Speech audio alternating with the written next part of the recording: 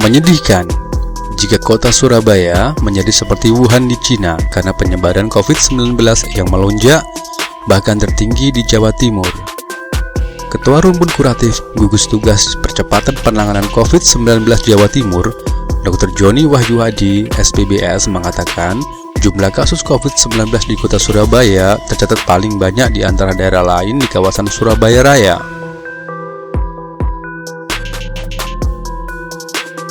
Dari total 4.112 kasus yang ada di Jawa Timur, hari Rabu, tanggal 27 bulan 5 2020 kemarin, kota Surabaya menyumbang 2.216 kasus. Lalu Sidoarjo dan Gresik yang termasuk dalam wilayah Surabaya Raya menyumbang masing-masing 565 kasus dan 153 kasus. Tiga daerah di Surabaya Raya tersebut menduduki tiga teratas dalam penyumbang COVID-19 di Jawa Timur.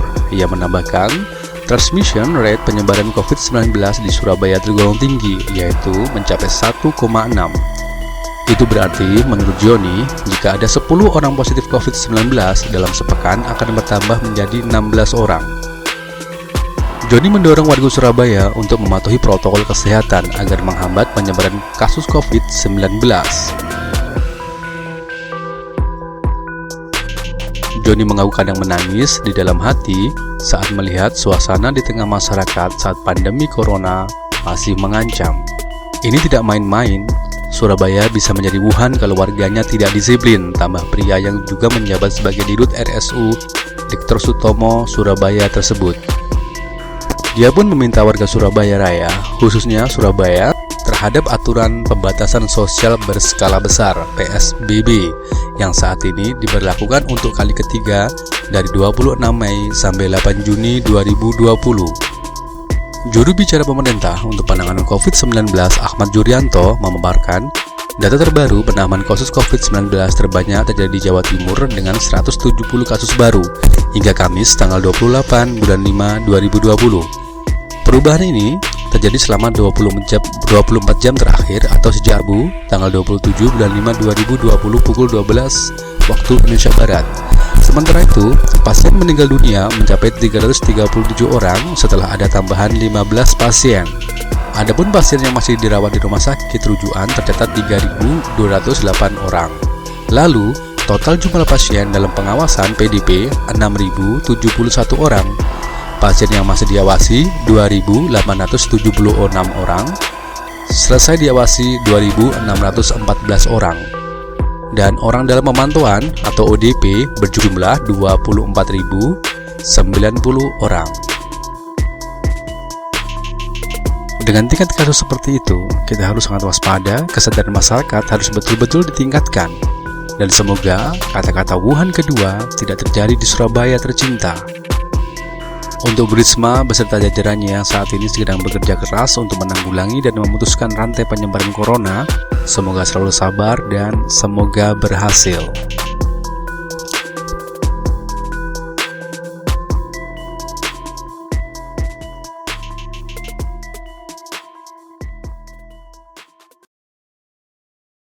Gitu ya guys. Sorry. Hey, feeling good, like I should. Hai guys, aku ingin menyampaikan pesan, tolong kita bantu yuk rame-rame pengelola tempat ibadah di masjid, di gereja, di pura, di wihara untuk memperingan pekerjaan mereka merawat tempat ibadah. Beberapa hari yang lalu selalu saya anjurkan tempat ibadah tidak gunakan karpet dan peralatan yang bisa mengakibatkan terjangkitnya virus COVID-19. Ibu juga selalu putar ke tempat-tempat ibadah untuk memberikan penjelasan tentang pencegahan COVID-19. Kenapa ini harus kita lakukan ya? Karena kalau sampai banyak yang terkena penyakit dan kota ini kemudian berhenti perekonomiannya, itu akan sangat merugikan kita semua. Kalian tidak bisa sekolah, kalian tidak bisa bekerja, dan orang tua kalian tidak bisa cari nafkah. Karena itu kota ini harus sehat. Kota ini harus tetap bisa digunakan untuk beraktivitas bersama. Tidak boleh ada lockdown di kota ini. Yang perlu kita lakukan adalah kita bekerja keras untuk melawan COVID-19. Nggak boleh pegangan tangan, nggak boleh salaman sementara, nggak apa-apa. Jadi kalian yang pacaran juga sementara nggak usah pegangan tangan. Kemudian kalau duduk agak jauh, jaraknya yang dianjurkan oleh para ahli itu minimal 1 meter. Ya, di kafe, di warung, di taman, jaga jarak. Karena itu ayo kita lawan COVID-19. Saya yakin arek-arek Surabaya bisa melakukan itu. Atau kalian ke luar negeri pulangnya, kalian tolong jaga diri dulu di rumah. Dan jangan lupa kalian cuci tangan atau pakai hand sanitizer. Kita pemerintah kota sudah siapkan di beberapa tempat. Sering-seringlah lakukan itu. Belum kita cuci tangan, kita tidak boleh mengusap mata, tidak boleh mengusap hidung, tidak boleh mengusap mulut atau muka kita. Kalau kalian ada di warung-warung kopi atau di kafe, tolong jaga jarak aman duduknya. Minimal yang dianjurkan oleh ahli, oleh dokter 1 meter.